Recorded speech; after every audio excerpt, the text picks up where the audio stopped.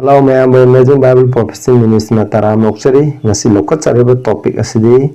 Karigidamak Abram hase Thajabagai Mapa kouribano hariba topic asigi maramda yengnasi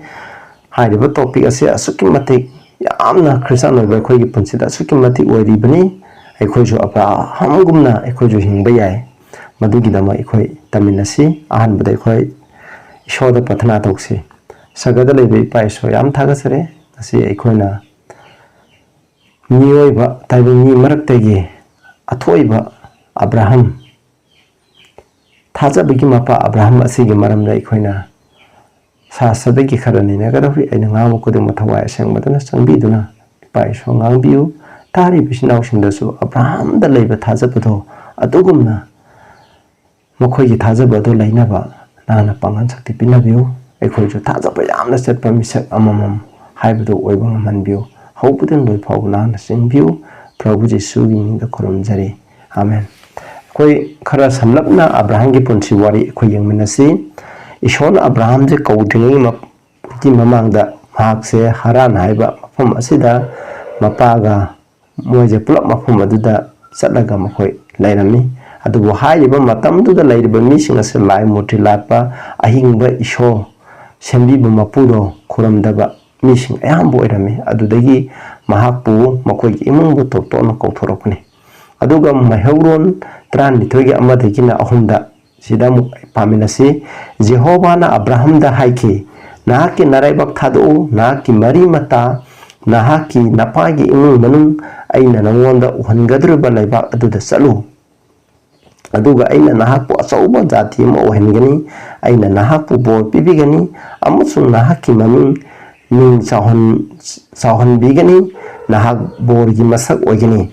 Nahapu Bo Piba Mokoi Adubu Aina Bo Pibigani, Nahapu Sirapto Mahak Adubu Sirapto Guni, Aduga, Nangonda, Malengi Mun Punamo Bo Pangarani Ham. Masi Ishona Abraham Book Topic Maroiba Madam Amadi, Abraham say Matam to the labor missing at the Yam Tonganba.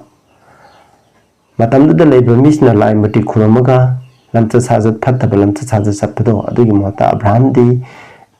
Mahana Mapa, the Mapus and the Gitakiba, Wari, Muna Pata, Kibig Wari, Shona Kobukam, Shia, Big Wari Domana, Siena Tazaraga, Mahana Saleva, Adugidamo Mahapu, Haidiba, Ni Pataba,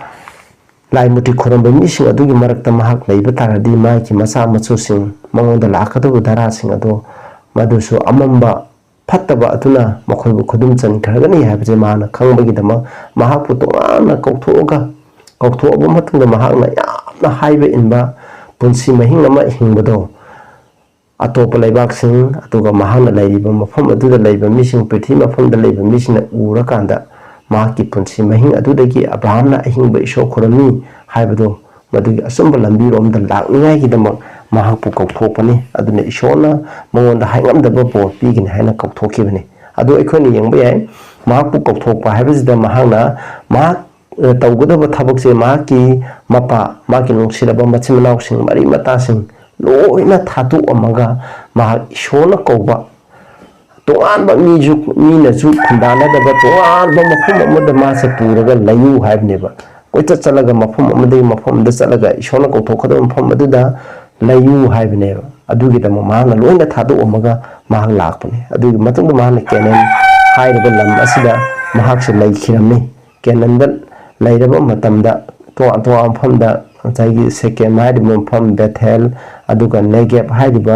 Hidebum Pom Sida Ma Pisang Saraga, Toa Mayum Saraga Market, Sumna Lake Hiramba, Aduguman Amani. Adu Queen Mayam Punamana Maki, what is a Pazana Kanare, Adubu. Abraham Punsida, Mahakse Thajabagai Mapa kouribano Punsida Mahana,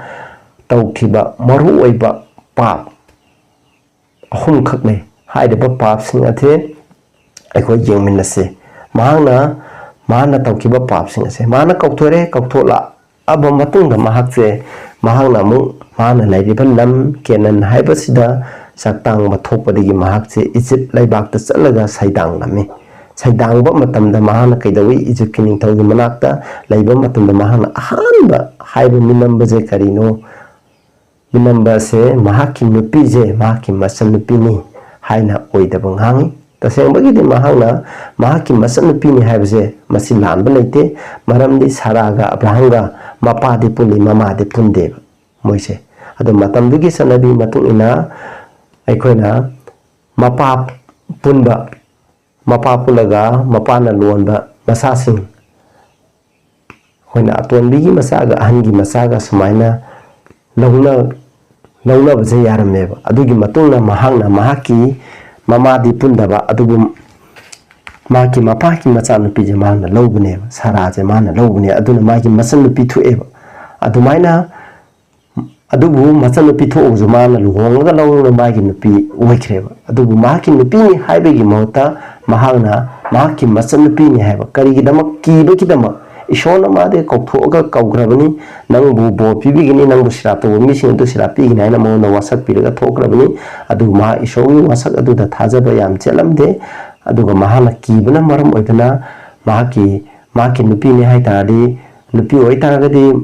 सारागी मसक फजबदु उबदा सारा पामबदेगी साराबु लौनिंगबदेगी इजिप्टकी निंगथौना माबु हालगा मागी नुपीसे लौख्रानी कीबदेगी मागी मसन नुपीनि हाइबा करिगुम मसन नुपीनि हाइरे नमफुदा लौगे हारगसु माना सारादा लौख्रादी मागी पुंसिदो कनगनी हाइबगी इशोरदा थाजबा वाटपगी दमक माना मसिगी ओइदबा ngangbगी पाप हाइबसे मसि मतौखेबा इनाउसा इखोजो सुमाइना तौबा याय खोइना ngangbददि चुम्बा कैसु इसन नुपीनि दे हाइबा कैसु कायदबा अदुबु पापति ओइबा असुगुम पापसे इखोइना तौबोइदबनी मसिमा लेरे मागी वारी खोइना जेनेसिस 12 का को 11 to 20 दना खोइना पाबा मतमदा खंगनि अदुगा अनि सुबा मागी असोइबसिना इशोना मोंदा प्रॉमिस पीखिबगी मतुंगना महाकसे कैदोइ हाबि मतंदा महाकी दराजे अत्यादा थोलेबा थवामिसा कुमना मसिंग यामनगनि हाबिनि अदुबु मखोइ सही सरासु अंगांग पोपगी मतम हेंथोकरे अदुन मरम ओइदना इशोरना वासक पिबदो थुंगानिंगाइगी दमक मागी नुपीना मागी मनाइ नुपी हगर से लौरो हाइबने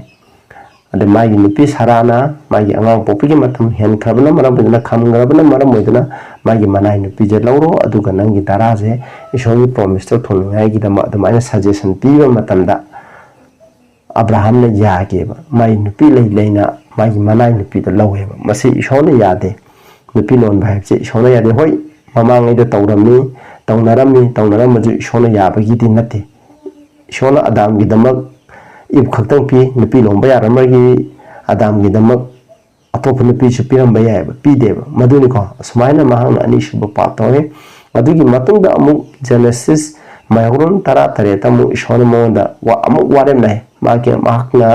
हाना पीकिबा वारेमनाबदो अमुक हना सेसन हाले मसिदा महांगना हाय अदुम नखोइ स्क्रीन दे येंगरो मसि ऐना नंगा वारंगनागदबदो मसिनी नंगी दारा अमसगा ऐगा वारेमनागदबसिनी नखोइगी मरक्तेगी पोप नुपा मसा खुदिम नुमित निपानि सुबदा मखोइगी मउन कक्कदबनी हाबनी अदुगा नखोइगी नंगी इमुंगदा लाकदब लमलानबा मी ओरगसु नंगना पैसाना पीरगा लैरुबा मिनाय ओरगसु नंगी इमुंगदा पोप मिपुं खुदिम नुपा खुदिमक्तो नुमित निपानि सुबदा उन कक्कदबनी नंगजु उन कक्कदबनी हाबनी उनका पतागदी ऐना नंगी इशोनी नंगना ऐगी मीने हाबदो मसिना लेपे हाना असुमाइना तोरमेबा सुमाइना अमुक अब्राहम दा माकी वारेमनाबदो अमुक चसनहामि अदुगी मतंगदसु अमुक महाना अहमसुबा महाना पाप तोबसे अदु मतंदा महाकसे गेरार हाइबा मफुमदा लेरमे अदुजु जक्तांग बथोकपदगी महाना अब्राहमना गेरारगी निंथौ अबिमेलेककी मनाक्ता चंगफम लौरमी अदु लौबा मतंदसु ngasai हाना तौफिगुमना अमुक हनसु अमुक हाना तौबा मतंदसु महाकपु मागी नुपीदो मीना लौगेदुदगी इशोना ngasai इजिप्टकी निंथौदा वांगलंबीबदगी मागी नुपीदा लौदे अदुदगीदि अमुक तानथोरके अदुगा चामाना अबिमेलेक तजुमा ओइदबा ngamani अदुबु इशोना अबिमेलेक साराबु लौबगी दमक अखोइना लौनेबा मागी नुपी ओनिया होनबा मिदा अवाबा तानबनेबा असुमाइ तौरगा मागी अहमसुबा ओइदबसे ngange अदुबु सुमाइना माकी पापसे तौरे सुमाइना इशोदा मागी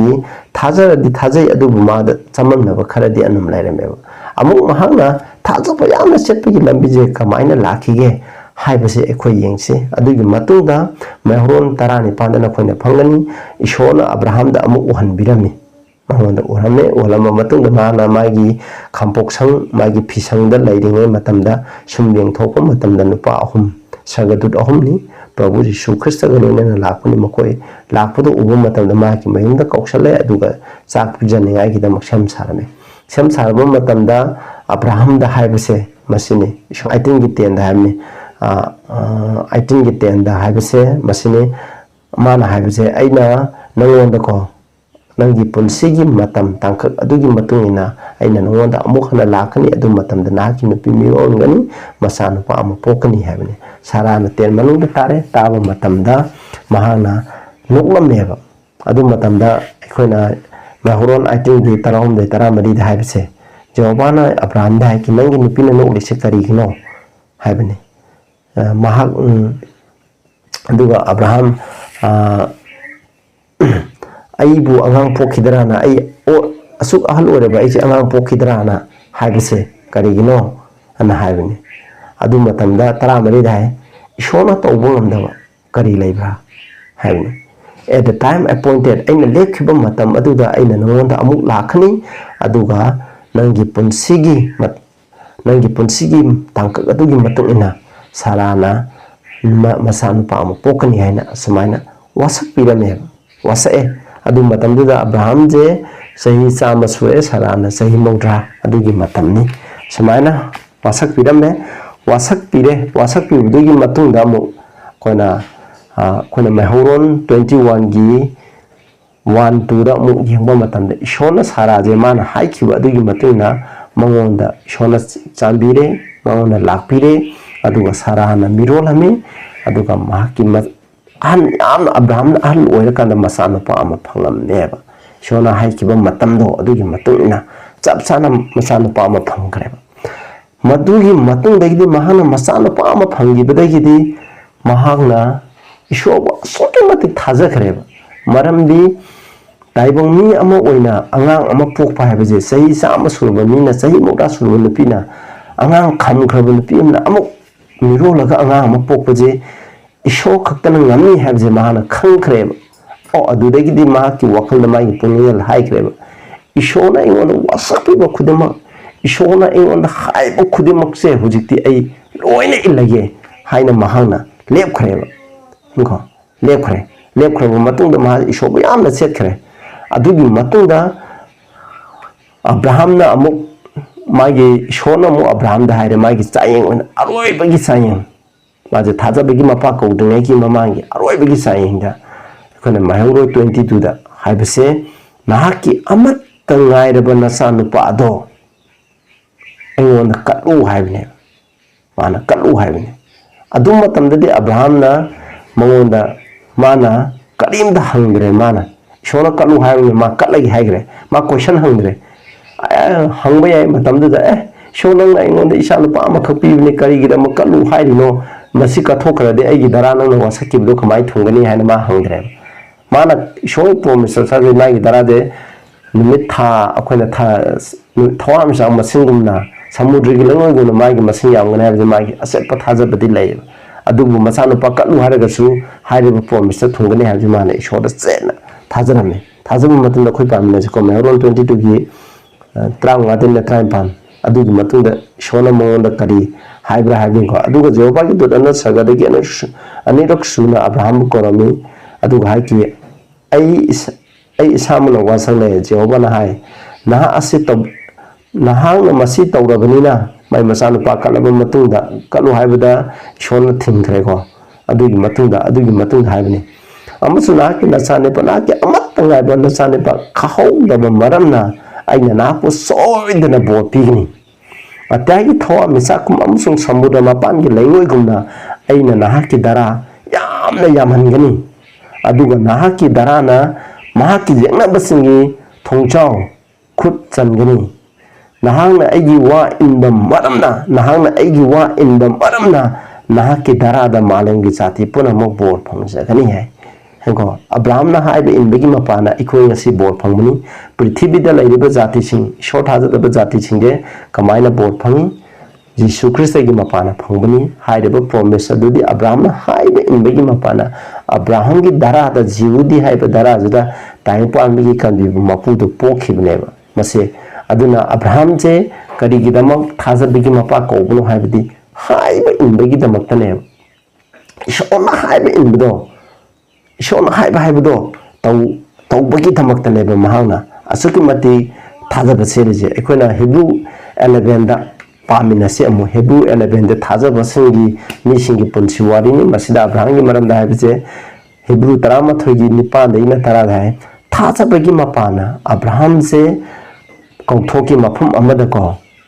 ꯃꯍꯥꯛꯅ ꯁꯛꯊꯨꯡ ꯑꯣꯏꯅ ꯐꯪꯒꯗꯕ ꯃꯐꯝꯗ ꯀꯧꯊꯣꯛꯈꯤ ꯑꯗꯨꯒ ꯃꯍꯥꯛꯅ ꯍꯥꯏꯕ ꯏꯟꯈꯤ ꯍꯥꯏꯀꯣ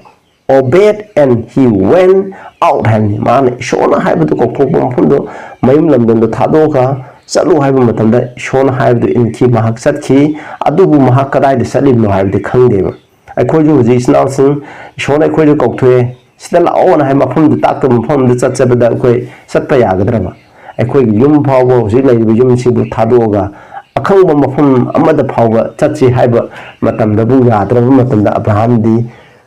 mayum sulaitaba kadai dam hoju khangdam pham du ma satche habse ma yakhiba adu ma thajar gi mapana ma wasak piba lam adu da saidang duna lerami lam lanba leibak amadal mahana phisang saduna Isaac am suje ko kalai minarami habni ma sida hai tarada mahangna yengi baje sahar amani magi yumpham di kana no ishona sendiba ishona yumpham thonba ishona sendiba adugumba sahar aduda haidi sawedo aduda mahaki manglandu oirameba mahang matang pana de biselam landani habse mahana khangameba aduga Hebrew 11 gi 30 na 30 sida mai thajabi mapam Abraham se mahabu saying tawabda Isaac to katki magi thajabi jeng ko sida mahang na wasak pibo do phanglaba matamda mahaki amat ngaireba masana pa do mahana kathoki mahaki maramda asuna hai Isaac taki nahaki dara se bo phangani habne adubu mahana mu 19 da mahana thajabe kano ishona mabu halabasu ishona mabu amo hinkalangani asibadagi amo hinkalangani haina mahana thajageba kaya gi matik chat karba Abraham gi thajabano haibase aikoina kawgum seba aduna mahaki thajabase karino hakanda aikoina demena si text ama ko yengna se Roman chapter 8 sida asumna hai maramdi ishobu nungsiba makogi dama mahaki aningba matung ina kaubiraba makogi dama ishona thabak punamak phanabagi damak tobi haiba aikoina khangi habne haidi aikoida thoiba awanu laibu orabusu afaba orabusu phataba orabusu aikoida tholiba khudimakse phaningai gi damak thopani haibase thajayeba haidaba promise asima Abraham na thajayeba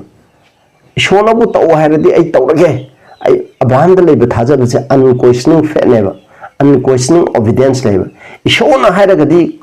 chuang hangdabe afapata khandabida ko ishona bu hairagadi tawrage habsneba masa halu hairaju ma halage hena lepkhreba adugi thajabudu layeba snausa aikhoidasu aduguma thajabudu aikoi leba dai khoi bible bu hairadi hoje ishona aikhoida direct haidre ishona aikhoida karigi mapana wangang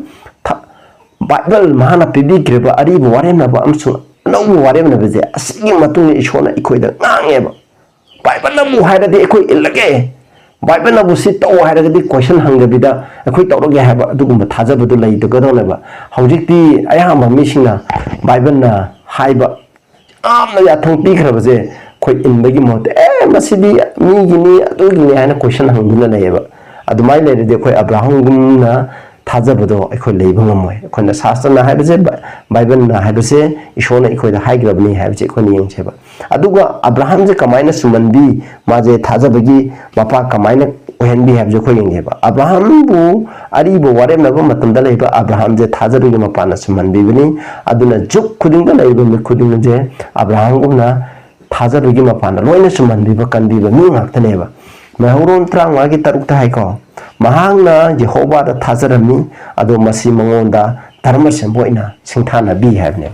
aikhoigina ishora chena thajaragadi dharma semboina singthana gane Abraham na ishora chena thajai mangonda dharma semboina singthane maramdi karina mana ishora thajaba khakta nate Abraham na tawje ishora chena thajai aduga ishora haiba khudingdo mahangna illeba indabo magi punsigi tangka hoi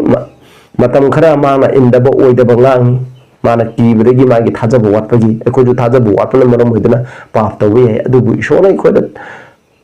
wasak pikir basing do khoi gi punchi to sum thungbu u pung matam dai khoi gi thaja base nom gi sela kadabani ai khoi shona hai base nom gi yam hai bi lakadam ne yam na thaja bu kan ba mi yam hai bi ingani shona hai ba aduga yam na hai bi in da ba mi singje ishobu yam na thaja base ta ba gini hani aduga romeo romans ki 4 gi 2 3 da asum na hai maramdi abraham bu ma ki thabaki mapa da suman bi krabadi ma ki chauthopum lei adubu ishogi mafam da dinate maramdi shastra kari habige abraham na ishobu thajare adugo madu mango da dharma sembo ina singtha biyani abraham na thajabam abraham na arang kubam phongba abraham bu sumandi base mahak na haiba inba adugi mapana nate sinausa haiba inba adugi mapana nate mang na tawwa afaba thabaki mapana oi taradi mahase sauthupam yamna lairang bodobane adubu mahak na thabak tagi oi tadi mahal laman turon ba haibdu oigineba natte be sinausa adubu mahak je thajabagi pan samai adubu khoina kawrode mahak ngonda ishobu hana thajabasi laiba mangna hana afaba tawraga ai arang khubung phangani ai busuman bigani hana mangna thajaba natteba mahana tawriba afaba thabak asidi ishoda chena thajabado adugi mahai oina mahaki punsida lakpaneba masi ekhoina kawrode ani se matam khudingda chamina ganeba thajaba se permission ya haibe inganeba